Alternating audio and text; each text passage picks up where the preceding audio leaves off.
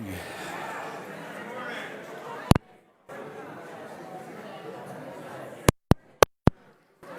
Good morning. Good morning.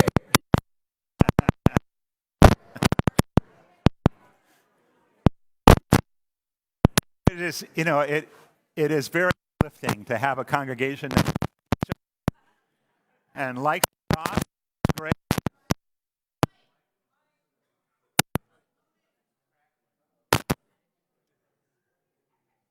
Help is on the way.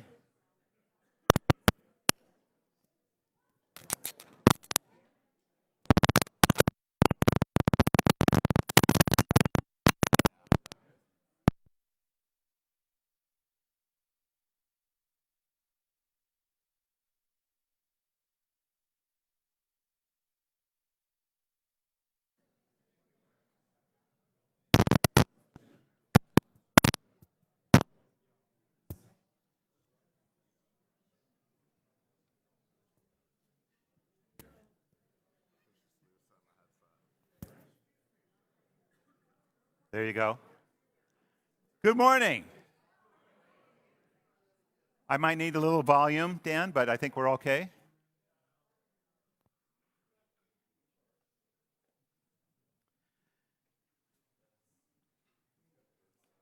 I can only imagine what other wonderful things are in store for everybody this morning. Good morning. My name is Tony Fisher. I serve this congregation with gratitude and joy. I am grateful for the presence of all of you this morning. I welcome members of the Baha'i community who are here with us this morning. Groupies of our guest musician, who I'm about to introduce. This morning, there won't be any spoken joys or sorrows, so you are invited at any time during the service, whether I'm speaking or music is playing, to light a candle. There's 3 stations here in the sanctuary and 1 out on the pavilion. Please, if you have a joy or sorrow that you'd like to express visually, at least feel free to stand and light a candle at any point in the service. Welcoming our special musical guest, Bill Metz. Welcome. Bill started playing guitar during the country blues revival of the 1960s and fell in love with the art of fingerstyle guitar playing. He's performed at the prestigious Mississippi John Hurt Blues Festival, the world-famous Ground Zero in Clarksdale, Mississippi, the Will McLean Festival in Brooksville, Florida, and numerous times at the BMI-sponsored Island Hopper Songwriter Festival. For 4 years, he hosted the weekly Songwriter Circle at the Americana Community Music Association located in Fort Myers, Florida. Bill's presence this morning is sponsored by our Congregational Administrator, Anna Riazzi, in honor of Mike and Barb Kirko. Most recently, I heard Bill play at the Interfaith Alliance Thanksgiving service, and it was an uplifting moment in the whole service, so thank you. Welcome, Bill. And I am grateful, too, to have Cliff Wells as our worship associate this morning. Everyone here in the sanctuary, the Hardy Souls out on the pavilion, and of course millions in cyberspace tuning in today. Let me add my welcome to all of you, old friends and new, as we come together to practice the art of community. Think about that, art of community. We are also growing and learning here, trying to live our deepest values proud and out loud. And we're especially thankful for those of you who have recently found your way to our door, all of the new members that we're going to be recognizing today. It's great to see you. We hope that you connect with us to meet your needs and that you find comfort, connection, and loving community with us. Please look at the back of your order of service to find our mission statement and our new vision statement that the congregation drafted this past spring. Both say a lot about who we aspire to be. For the moment, however, let's take some time to center ourselves for worship with this morning's prelude. That's you, Bill.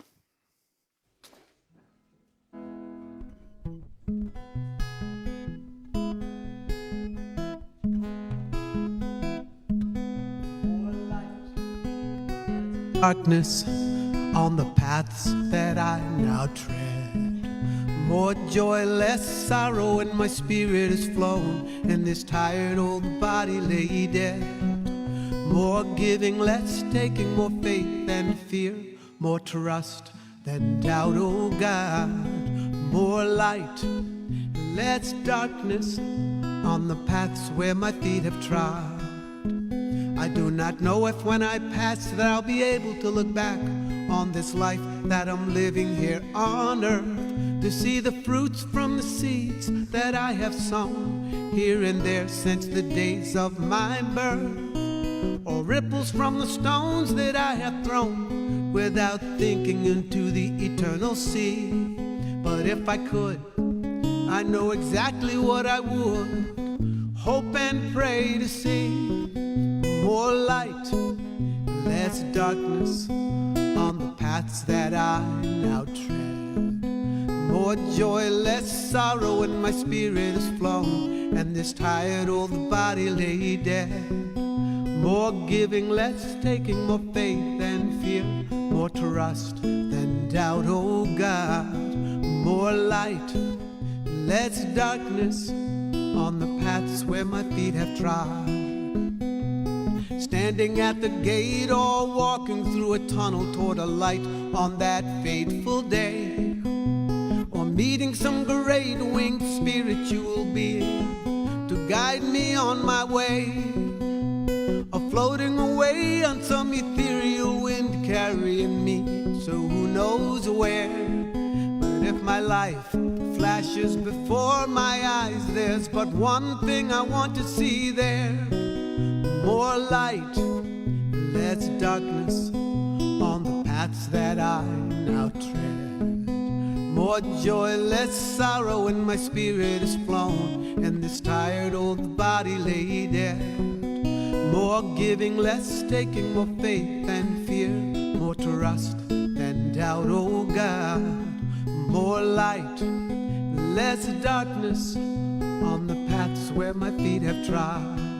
More light, less darkness on the paths where my feet have trod.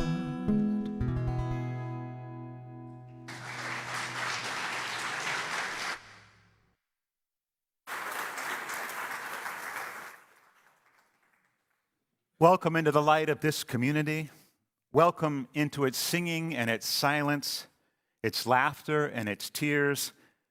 Welcome into its work and its play, its struggles and its vision.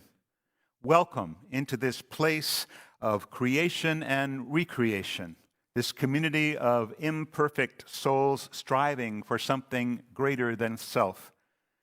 Welcome into the light of this community. Let's join together in our chalice lighting words you see on your screen or in your order of service. In the light of truth, the warmth of community, and the fire of commitment, we gather this day. May the flame we now kindle be to us a symbol of the unity we seek. And let's rise in body or spirit and join in singing our opening hymn. It's number 1000 in the Teal hymnal, Morning Has Come. The words will be on your screen.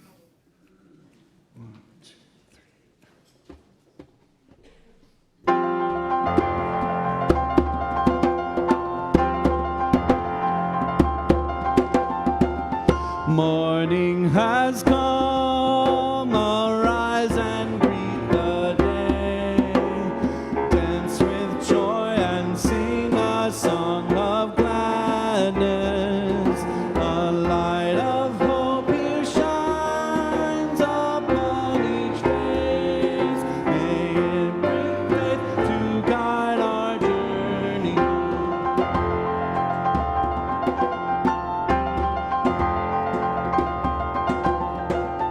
A new day dawns, once more the gift is given. Wonder fills this moment shared together. The light of peace here shines upon each face. May it bring faith to guide our journey home.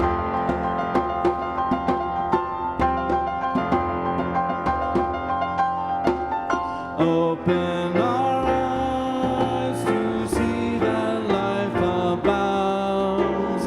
Open hearts to welcome it among us. The light of love here shines upon each face. May it bring peace to guide our journey home.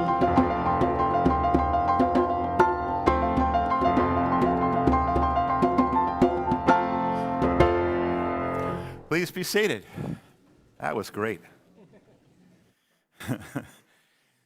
You have no idea what, like 200 people singing at you can do to a person's spirit. Wow. It is always a special day on our calendar when we officially welcome new members into our community. And today is one of those days.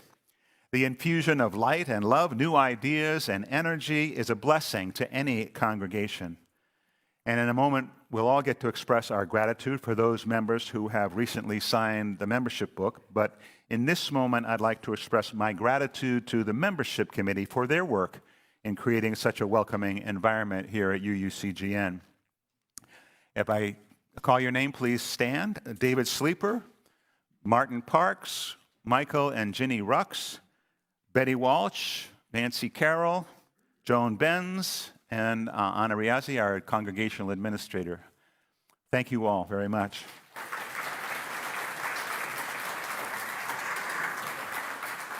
My gratitude extends to everyone who volunteers to be greeters at the table or ushers here in the sanctuary.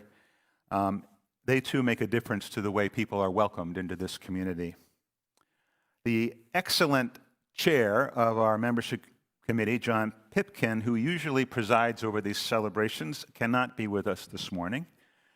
So I invite Chris Cowan, our congregational president, to come forward and help me with this ceremony.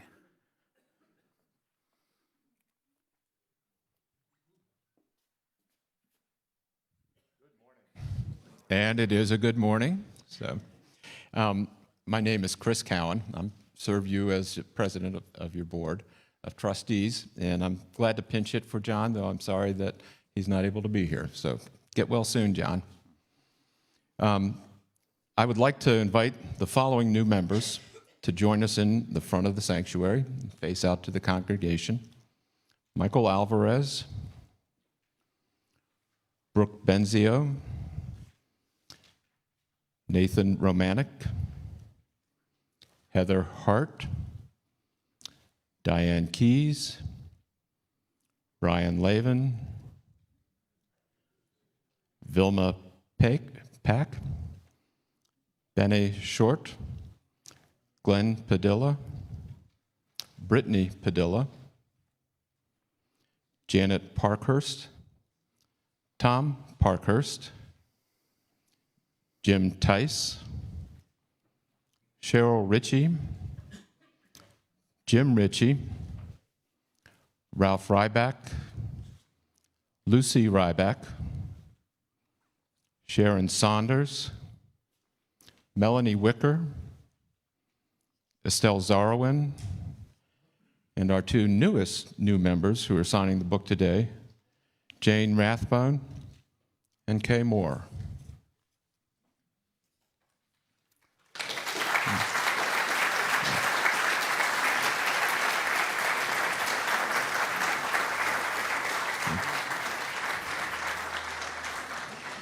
This is both a joyous and a solemn occasion for all of us. By signing our membership book, you have indicated that you have found a home here, that this is the place where you feel both welcomed and challenged, and that you find resonance with our Unitarian Universalist values and our congregation's mission. Welcome. You have made a decision to share your lights with this congregation in the search for truth and meaning, in the desire to live in loving relationship with one another, and in the struggle for justice. This path is not always an easy one, and this is not a passive faith. It requires a commitment of mind and heart and hands to join in the quest to build the beloved community. Ours is a covenantal tradition, We don't ask you to profess your faith to become a member, but by signing the membership book, you have promised to journey with us in the spirit of love. As we move forward together, our hope is that you will find in the connections you make here the inspiration to grow spiritually, the strength and courage to live more fully into the person you want to be, and the energy to pursue together the mission and vision of our congregation. I now ask the congregation to please rise in body or spirit and join me in reading the congregation's words of welcome that are included in your order of service. And they will be on the screen as well. Okay. There they are. Welcome into this community of free faith. We thank you for joining us. We honor your commitment and pledge to support you on your journey towards truth and meaning.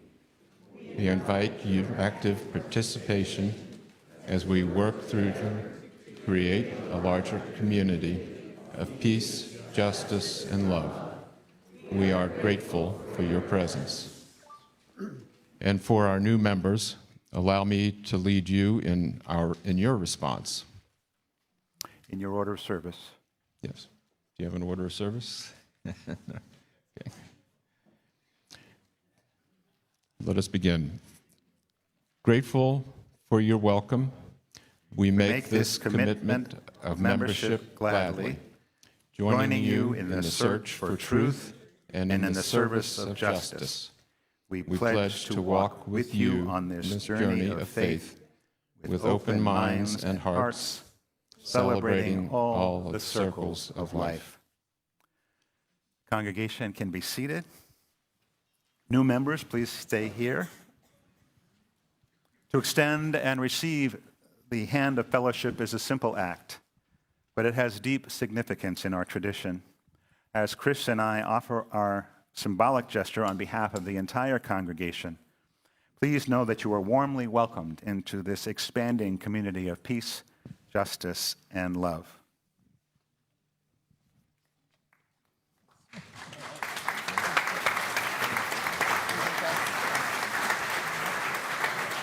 Welcome. Thanks,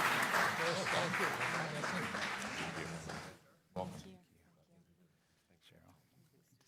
Delma. Thank you. Michael. Hey, Tom. Janet can use that one too. Jim. There you go. Brittany. Welcome. Glenn. Thanks. And Melanie.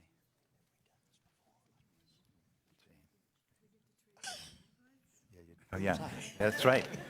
You will get to trade in your green tag today. So let's give them another round of applause. Thank you. And you make up.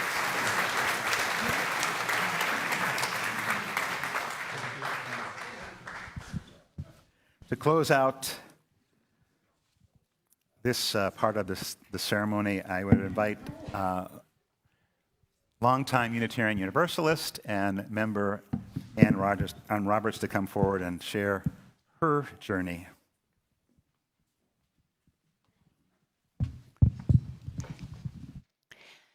My religious journey started, as I'm sure for many of you, with baptism and Sunday school at the local Presbyterian church. During high school, I was in church every Sunday for 2.5 hours.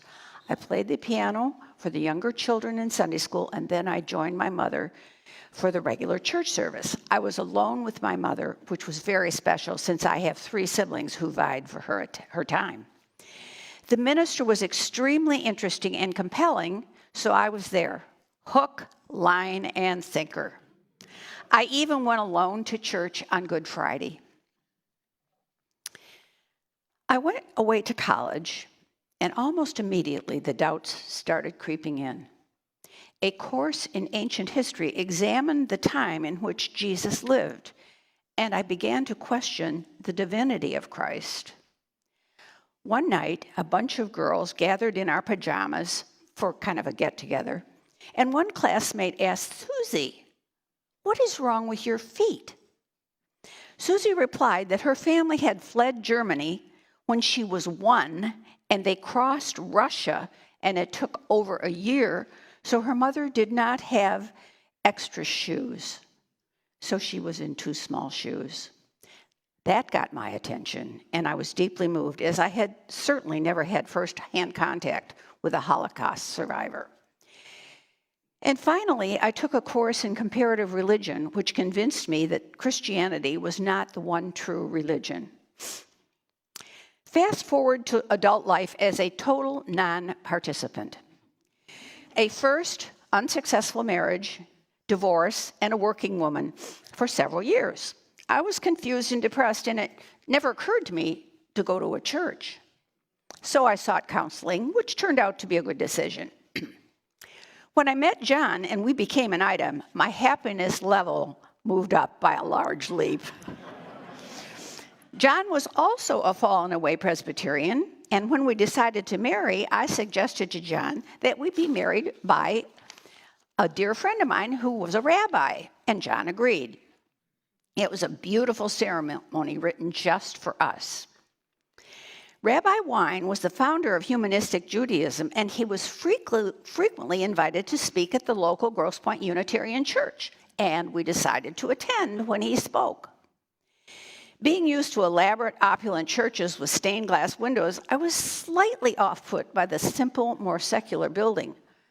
But we knew some of the congregants, and one friend suggested that I might like to join the outreach committee as they were planning to adopt an inner-city school. Bingo. I leapt at that idea and became more involved. The school was relatively close, as Grosse Pointe and Detroit's East Side are adjacent. It was my first opportunity to work with Unitarians, and it was truly inspiring. Before we officially joined, the minister was discussing pledges, and John whispered in my ear that it was time. When we got home, he said we ought to pledge $1,000. That was in the 80s, when $1,000 was a lot more than today. I said, "What are you thinking?" He calmed me down and explained that churches were like any organization and needed money for payroll, building upkeep, insurance, supplies, etc. As I realized what he was explaining, I did an about-face and agreed to the pledge. In the 90s, I was hired to be director of adult religious education, which I was for 5 years. I worked hand in glove with the minister, and my eyes were opened in more ways than one. I recognized how important the canvas is because it facilitates our existence. I think back on how naive I was regarding financial support, and when given the opportunity, I always encourage generous participation. Privately, we each know what is a realist gift, and we always respect that there will be varying amounts depending on individual circumstances. Now fast forward to retirement. You can imagine the joy John and I felt when we discovered that there is a wonderful UU church right here in Naples. We have been active and supportive for many years. In closing, I would like to share a story about a dedicated church woman. It was a week before Thanksgiving, and she called the Butterball Turkey Hotline. This is a true story. It is. There is a Butterball. Anyway, the person who answered the call listened politely to the woman. She explained that she had a large Butterball turkey in her freezer, and it had been there for 22 years. And would it still be okay to eat? The representative asked, "Are you sure there have been no power outages in the 22 years?" The woman replied, "Absolutely not." The representative then said that the turkey would be edible, but probably not very flavorful. She said, "Thank you so much. I think I will give it to the church."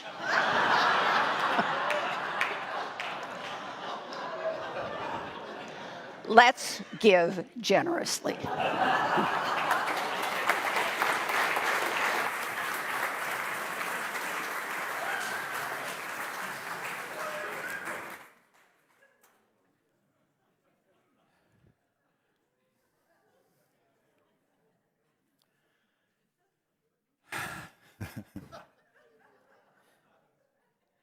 Let's take a deep breath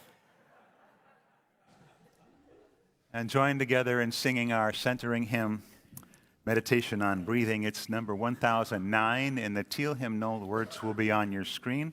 Shall we begin with the drone, or shall we? We got it. You got it?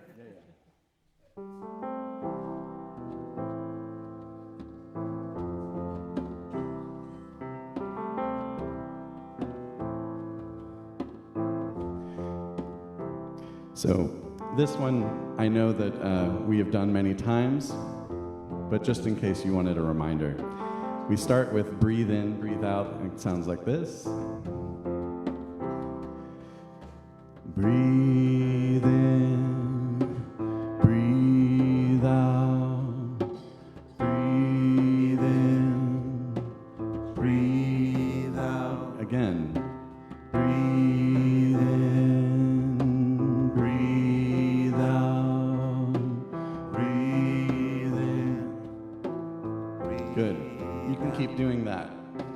Breathe in, breathe out.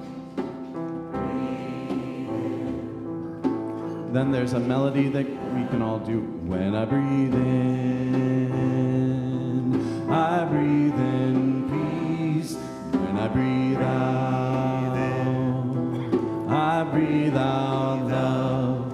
When I breathe in, I breathe in peace. When I breathe out, good. Then there's a third line that goes like this. When I breathe in, I breathe in peace. When I breathe out love. When I breathe in, I breathe in peace. When I breathe out love. Breathe in, I breathe in peace. When I breathe out love. And now sing whichever ones you want. I breathe in peace. When I breathe out love. When I breathe in, I breathe in peace. When I breathe out love. When I breathe in, I'll breathe in peace. When I breathe out love. When I breathe in, I breathe in peace. When I breathe out love. When I breathe in, I breathe in peace. When I breathe out. Now just the breathe in, breathe in, breathe out, breathe in, breathe out.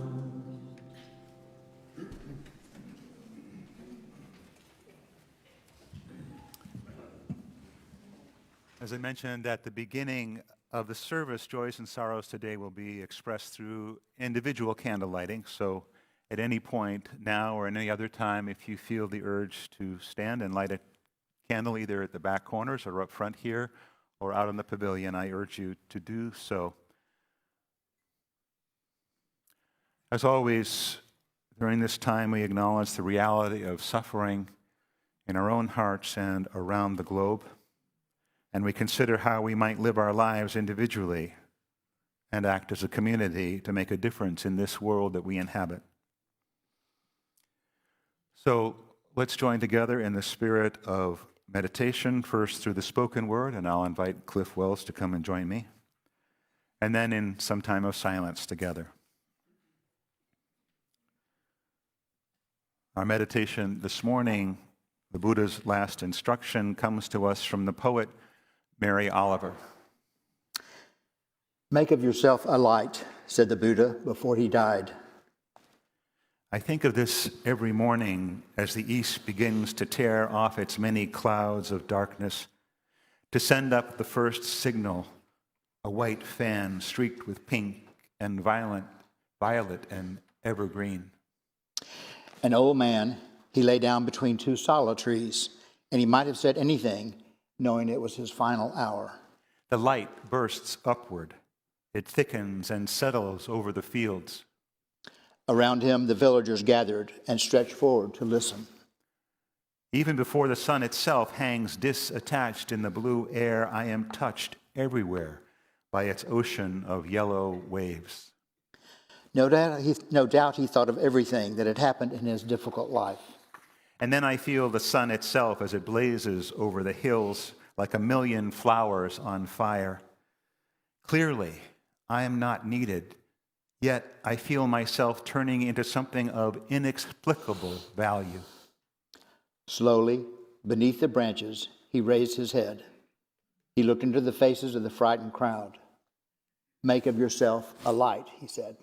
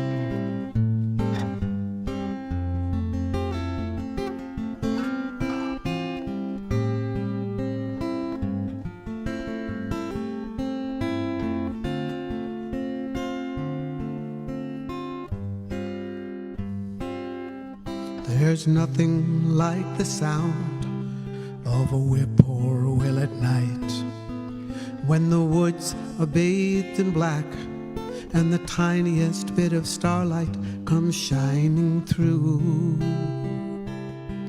Some say it's a lonely sound. I say that's just not so. It's the sound of faith and hope when the night is dark, but you know someone's out there listening for you. I've been there a time or two. On the edge of a lonely ledge, I was a frightened man. I reached out my hand and touched the miracle of you.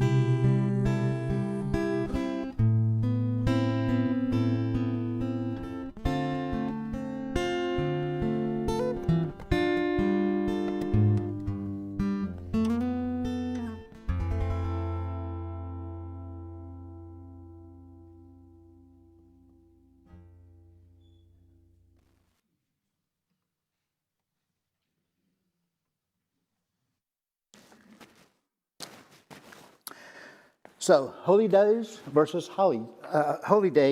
holidays, which is it? As we all know, a holy day is a day that has long been set aside for religious observations, such as Good Friday or Resurrection Day. The term holiday evolved from holy days, as certain days have lost their religious meaning in modern times. More secular meanings took over the term holy day when religious days turned into more of a day off work rather than a time to observe a religious event. Diwali, Hanukkah, Kwanzaa, and yes, even Christmas are all holidays.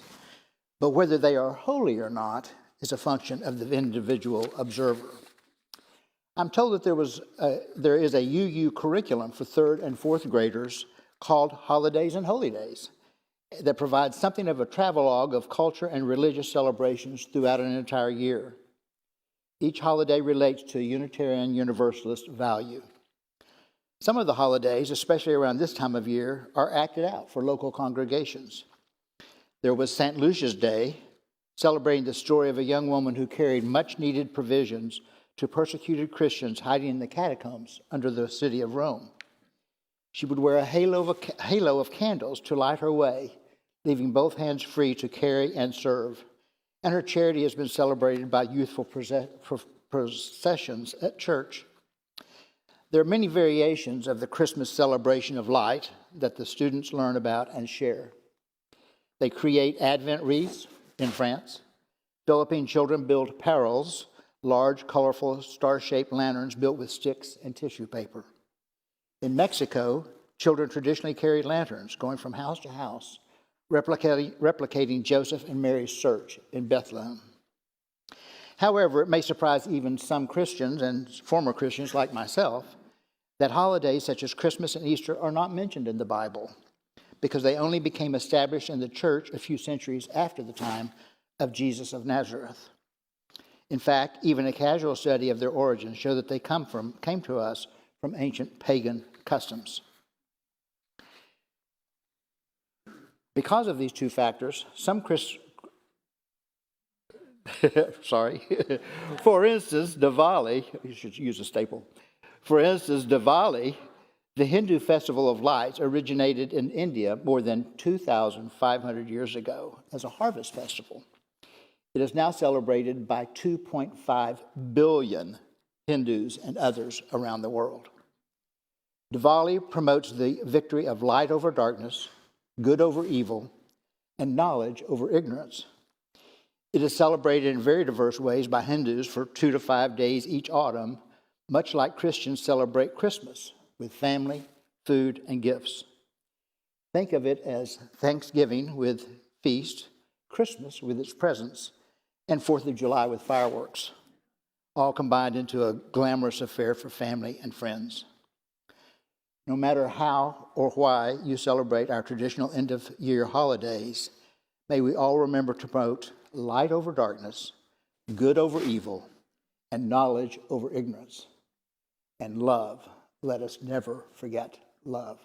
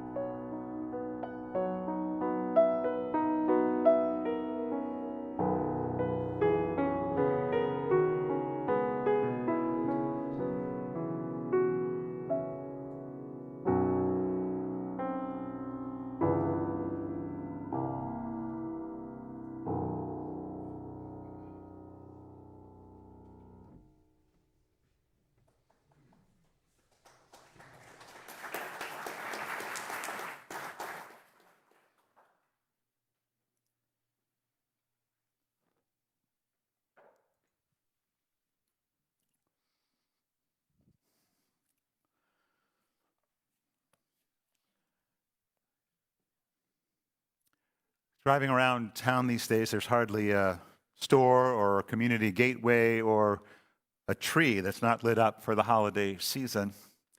And if you're like me, you're constantly judging those various displays.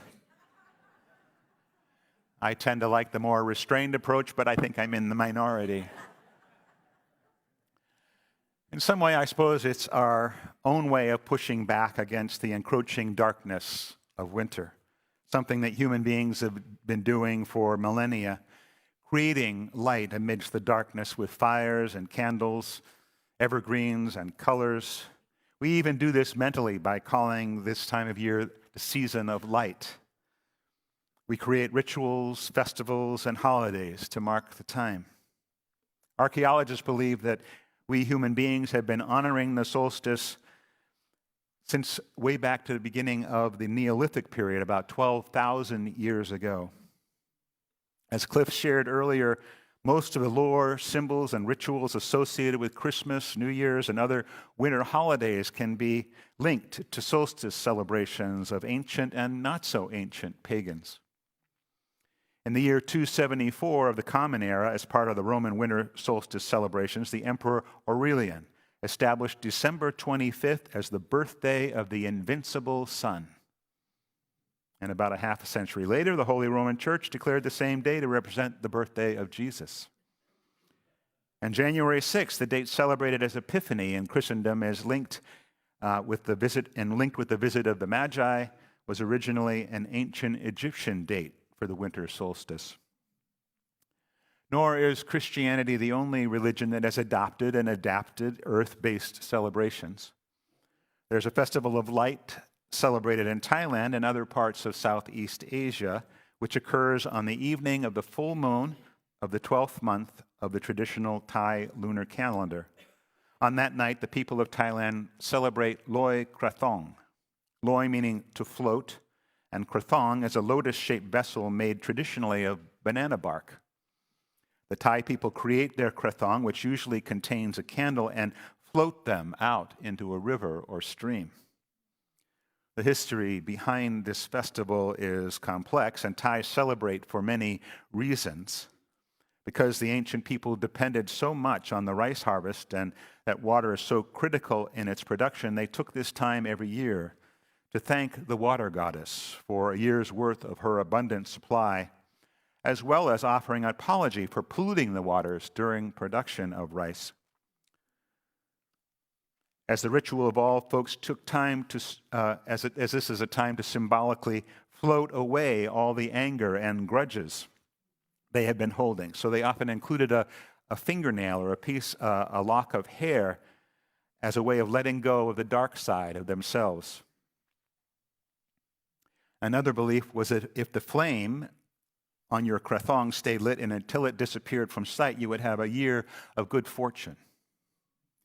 Somewhere around the 5th or 4th century BCE, soon after the arrival of Buddhism in Southeast Asia, this festival was also seen as a way to pay homage to the Lord Buddha. The candle venerating Buddha with its light, while floating the krathong, symbolized the letting go of one's attachments, the greed, the hatred, the anger. This celebration of light is one that appeals to me, for it asks that everyone pause and consider those negative things that they're holding and let them go, seeking instead to live in a positive light. As I was writing this, I was reminded of an experience from my chaplaincy education at North Shore Hospital in Beverly, Massachusetts. It was early in my training, and I was out on the floor making rounds for the very first time. In the oncology section, I entered a room where there were two women, one patient in her 80s and a visitor, maybe slightly younger than I, maybe about the same age. I learned that on that first visit, the patient was from an old New England family, and when I asked about her religious affiliation, she told me proudly that she was a still active Congregationalist. Her visitor, a Vietnamese woman, turned out to be her daughter-in-law, and the patient seemed equally proud that the younger woman was a Buddhist. I couldn't help notice over that day and other daily visits during that week that the daughter-in-law was remarkable in her attentiveness to her mother-in-law and her love for the patient. She was always there, always smiling, always welcoming, ready to give up her chair near the head of the bed. When a meal came in, she would arrange it carefully so that everything was nicely presented. She had learned early on that you couldn't light a candle in the hospital, so she had provided a battery-powered candle that gave off a steady light, a calming light. But it was really the daughter-in-law, with her smile and compassion and her presence, who was providing all the light in the room. I don't know what happened to the two of them. I missed a day while at another assignment, and when I returned, they were gone. And there was another patient there for me to sit with. And it was then, as I sat in that familiar chair, that the most important lesson of my pastoral training began to sink in.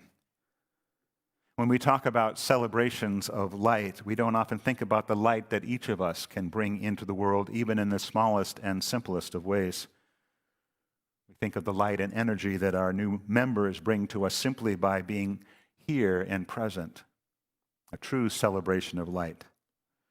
And the stories of their journeys to this community add to our communal story. Today, unfortunately, it's not so much the dark of winter that we are trying to push back, but the darkness of what's going on in the world. From ongoing wars in 3 different regions to our national shame that we experience a mass killing here in the United States roughly close to once a day, to our disturbing new social and political reality, it becomes harder and harder to find the light and push back with hope. Last Sunday, our worship associates presented an excellent service on hope, asking each of us to find the larger perspective and to move forward with the idea that hope is not so much a static noun indicating wishful thinking, as it is an action verb requiring us to work toward the light we want to see in the world. If there's a meaning to be found in this time when the balance of light and darkness is in flux, it is in seeing clearly both the big picture and the minute detail. To see beauty where there is beauty and evil where there is evil. To know that we are part of a great unfolding creation, where even the smallest thing we do or fail to do matters. What we see and how we reflect it back out into the world is critical.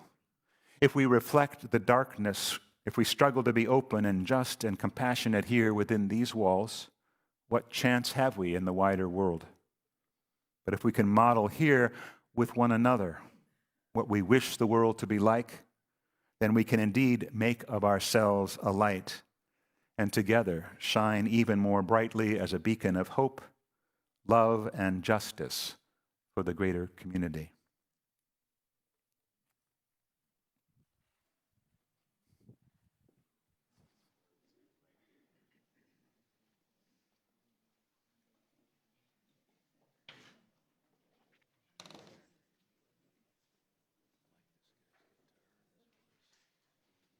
Too.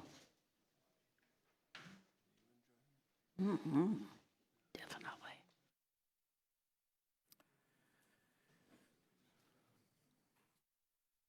I was appreciative of Anne's reflection this morning and her plea for generosity. Each Sunday we do a collection that is something that each of us offer in the moment, an offering for each other, truly, because this congregation is who you are, and your generosity is for one another. The morning's offering for the ongoing mission of this congregation will be gratefully received.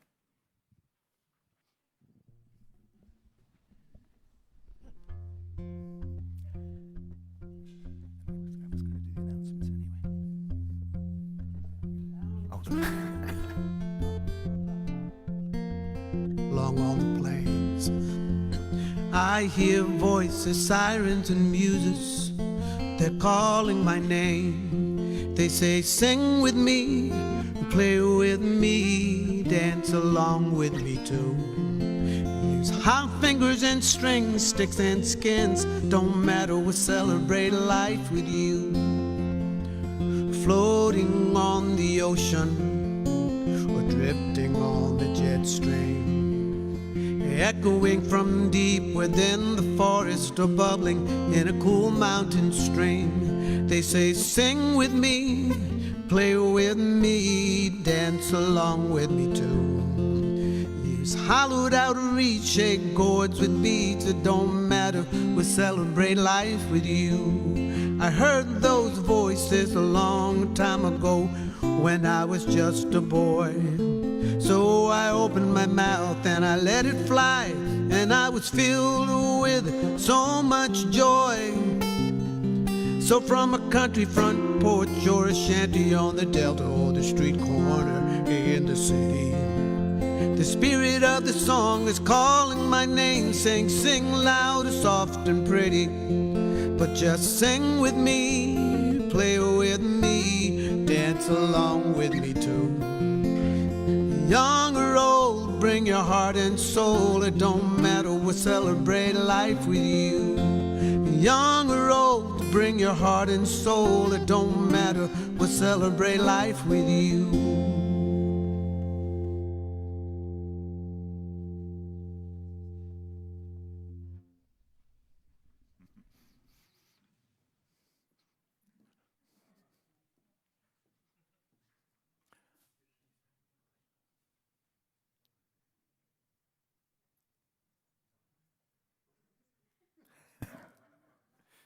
It's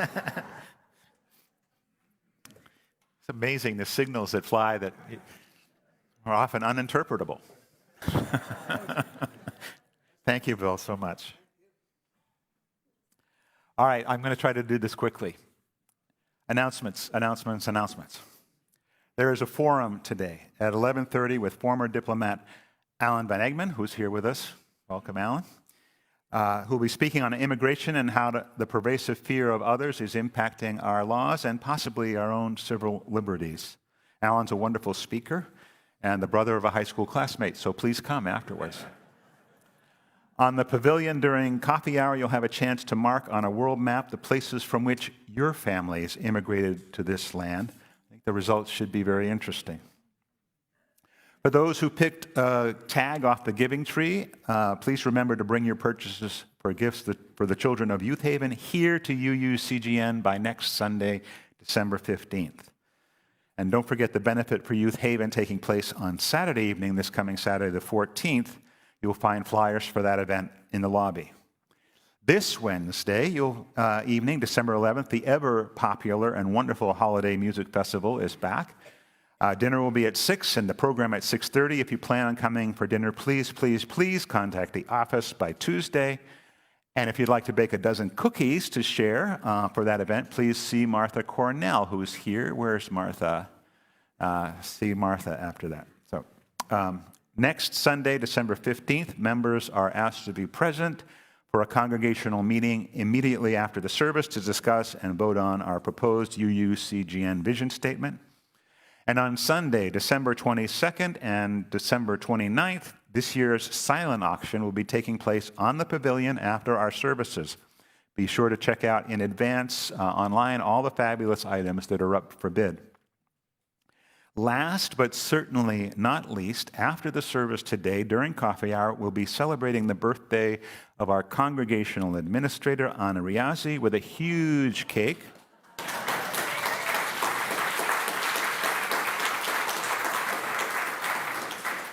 Do not ask her which birthday it is. For that and so many other things that are going on, please check out our newsletter and news blast. And now let's rise in body or spirit and join in singing together our closing hymn, number 118 in the gray hymnal, This Little Light of Mine. We'll sing 4 verses.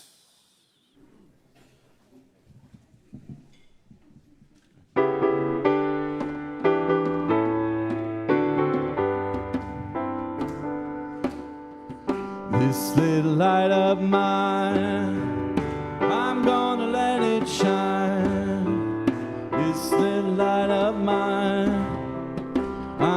gonna let it shine. This little light of mine, I'm gonna let it shine. Let it shine, let it shine, let it shine. Stay where I go, I'm gonna let it shine. Everywhere I go, I'm gonna let it shine. Everywhere I go, I'm gonna let it shine. Let it shine, let it shine, let it shine. Building up a world, I'm gonna let it shine. Building up a world, I'm gonna let it shine. Everywhere a world, I'm gonna let it shine. Let it shine, let it shine, let it shine. This little light of mine, I'm gonna let it shine. This little light of mine, I'm gonna let it shine. This little light of mine, I'm gonna let it shine. Let it shine, let it shine, let it shine.